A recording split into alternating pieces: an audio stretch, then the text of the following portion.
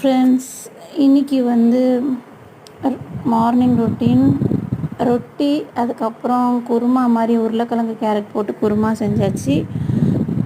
இது வந்து பிரேக்ஃபாஸ்ட்டுக்கு.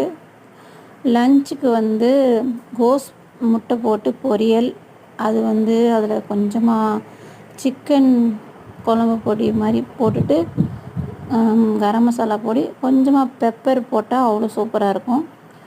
அதுக்கப்புறம் வெண்டைக்காய் புளி குழம்பு மாதிரி செஞ்சிட்டேன், அதுவும் ரொம்ப டேஸ்ட்டாக இருக்கும். 8 o'clock காலேஜுக்கும் பொண்ணு கிளம்பிட்டாங்க.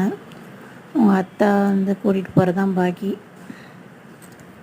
அக்கா வந்து என்ன வாங்கினாங்கன்றது அப்புறம் போடுறேன். ஏன்னா அவங்க எடுத்துகிட்டு போயிட்டாங்க எல்லா திங்ஸையும். அது வந்து அவங்களுடைய ரிலேட்டிவ்க்கு சீர்வரிசைக்காக கொஞ்சம் திங்ஸ் வாங்கியிருந்தாங்க.